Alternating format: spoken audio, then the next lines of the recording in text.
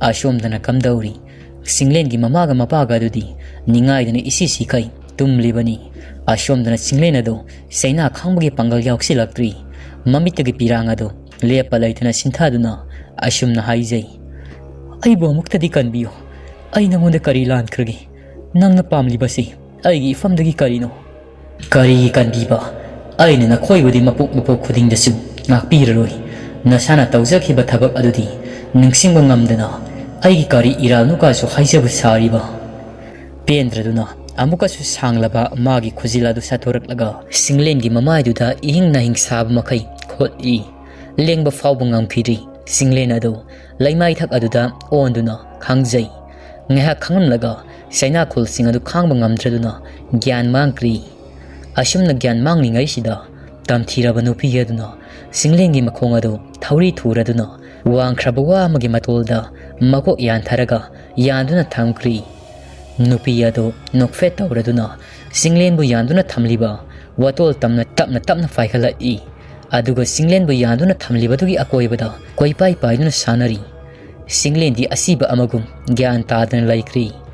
ngai haki matung gyan latuna mamit ado fangthorakpada mana laibado amaba marak aduda akoiba aduda yengi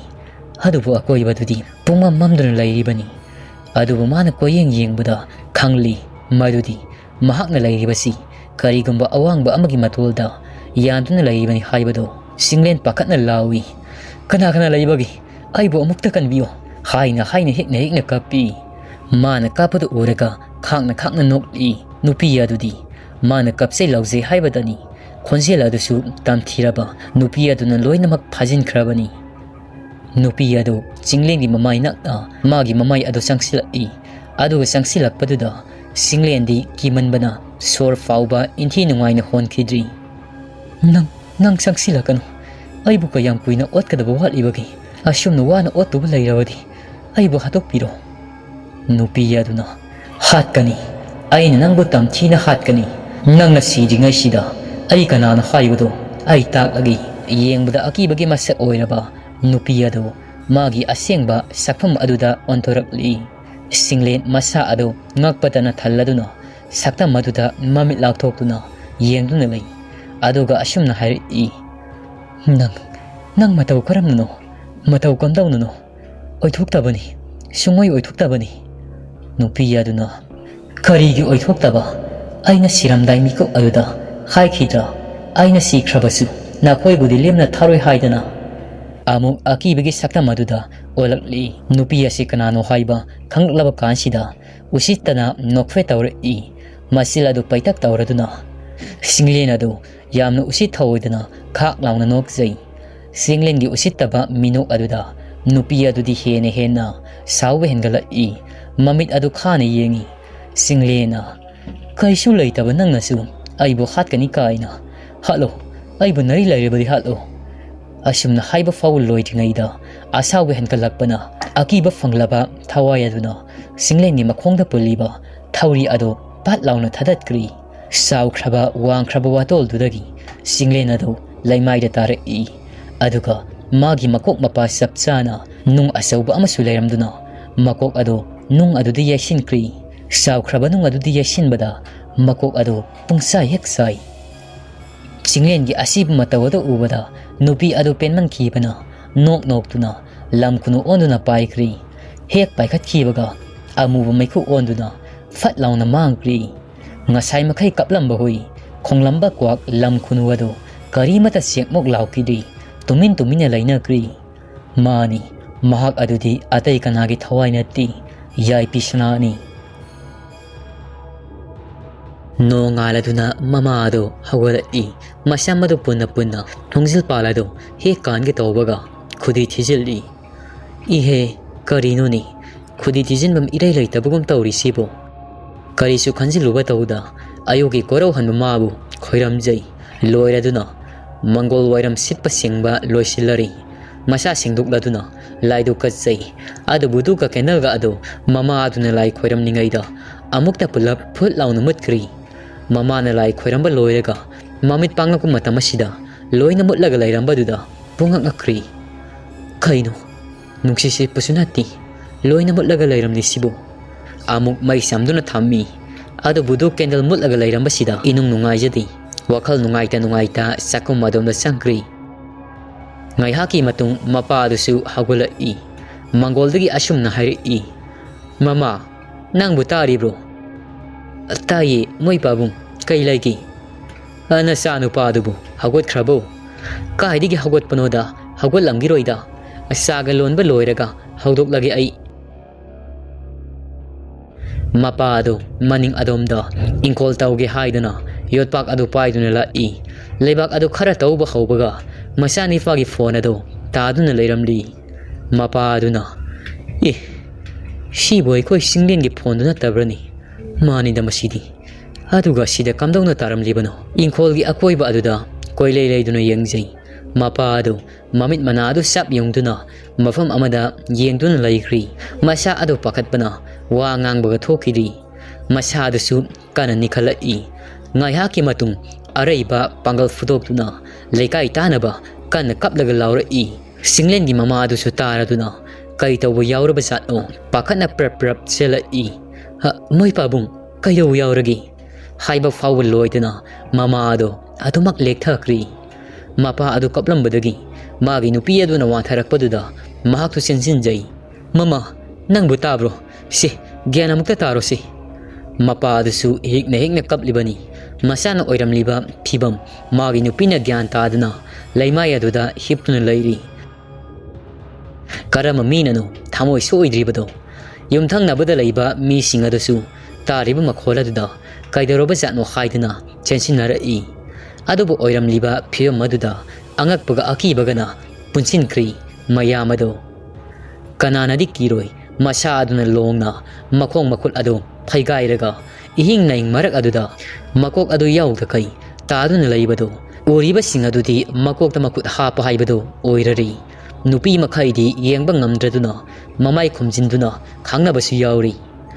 adubu ashimna tawriba phibam masidadi ashimna thambadi yadabana fi amana kopsinduna thamkri ibema noyama ani tawraga ibima si amukta imung lomda pusinkro nakhoi nupi makai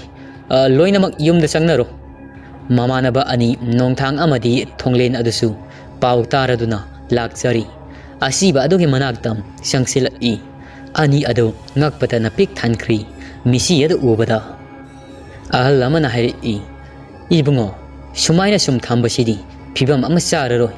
aduna nakhoi na hakara tauraga mangol asomda punaba taurasi magi mathau mangamasi taunaba naha khara tauraga asiba hakchang adu thangnaba hotnai nupa oinarabasu asiba masasigi misi sadana sibasi uraga paiba fauba ngamnadi adubu tauda yadaba thabak oibana nafuda tauraduna yungi mangol tamnadi asiba hakchang adu pusila I ahaladuna aibema ibungo sigi mama adu gyan laklabra kamain tauri nupi yamana khura gyan khara di lakli o phare adudi poloi na batawasi asiba si sumaina koina thambasu ta hoidi asumna khara amana kusan kri khara amana asiba do sangi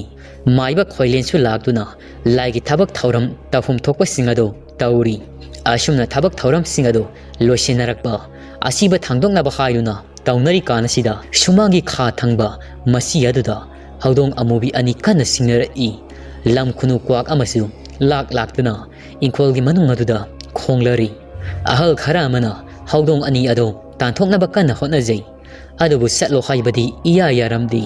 henadum chingna ba henkala I maiba khoilena he kararigi haudong nuni selo asida laiganu asi haidana sayama pairaga tali adumna saina kalaga tanbadagi haudong ani ado chenkri tanjaduda nong ado amuk makup taba hori asifamda lakliba mi singado nong taba matam sunatana karinoni ngasigi matawasi ba haidana masil singaduda sonai maiba khoilena nong asisu amuk tasila lao khara thuna thabak asi khara yangsin rabadi yararoi asi haiduna asiba hakchang ado puthora I maiba khoilena mayam ado mipai khini khanduna karimata masilda kangthok taribani adu wakhaldadi ashumna khalibani satna ngasigi oiriba